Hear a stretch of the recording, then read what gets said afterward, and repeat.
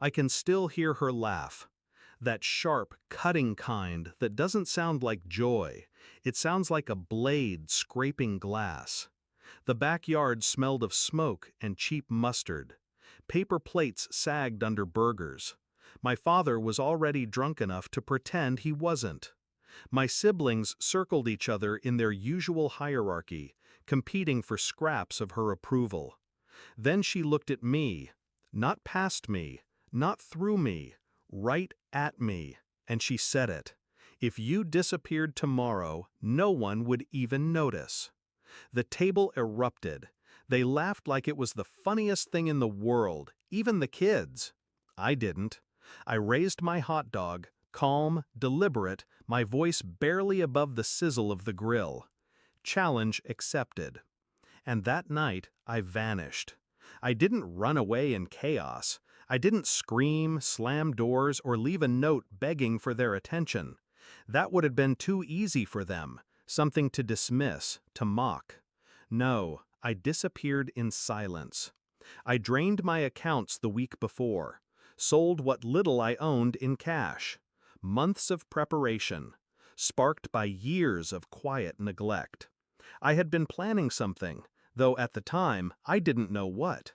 Her words gave it shape. Her cruelty gave it purpose. By morning, my room was empty.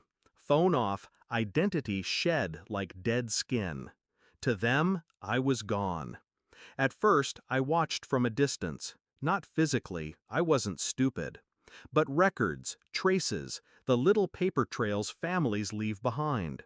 My sister's social posts, my father's credit slips, my mother's smiling face at church luncheons, pretending her family was whole. The first week, nothing. They joked about me, I'm sure, said I was dramatic, that I couldn't last.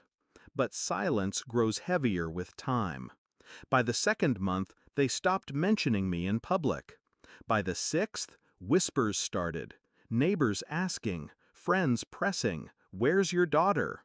My mother smiled through it. She's fine, off doing her own thing. But I knew the cracks were forming. Disappearance is an art. People think it's about vanishing completely. It isn't. It's about leaving just enough shadow to haunt. So I fed the silence. An anonymous card slipped into their mailbox on Christmas with no signature. A voicemail left late at night, just breathing, then a click. Small, almost nothing, but enough. They started locking their doors more often. My father bought a new security system. My siblings avoided going out after dark. I was everywhere and nowhere. And they began to fear me, not because they thought I'd harm them, but because they realized they never really knew me at all. A year later, I returned. Not to their faces, not yet. I wanted to see them first. The same backyard, another summer barbecue, the same cheap mustard, the same plastic cups, the same rituals of a family that fed on cruelty. But they looked different, thinner, uneasy. My mother's smile strained, like it was nailed into her face.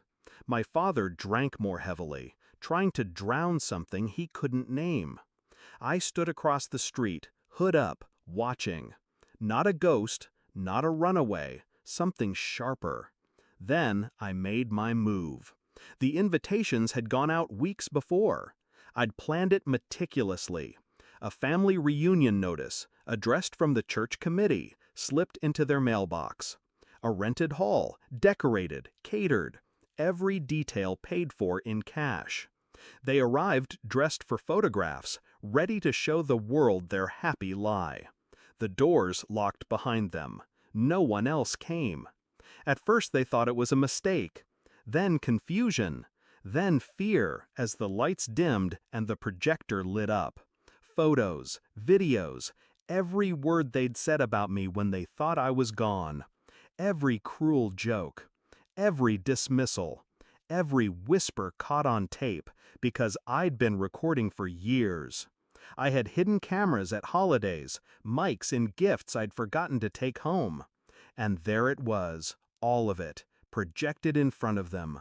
Their own voices, laughing, mocking, tearing me down. They sat in silence, pale, brittle, unable to look at one another. Finally, my mother's voice echoed across the hall. That line, the one that started it all. If you disappeared tomorrow, no one would even notice. And then, my reply, from that night. Challenge accepted. The screen went black. I didn't need to say a word, didn't need to show my face. When the doors clicked open again, they walked out broken. Neighbors asked how the reunion went. No one answered. The story of that night became another silence in their lives, too heavy to carry, too dangerous to tell. And me? I'm still gone, still vanished, but not forgotten. Never again forgotten. She was wrong. When I disappeared, they noticed. They'll never stop noticing. That's the beauty of revenge. It isn't fire, it isn't blood, it's silence. A silence so loud it drowns them.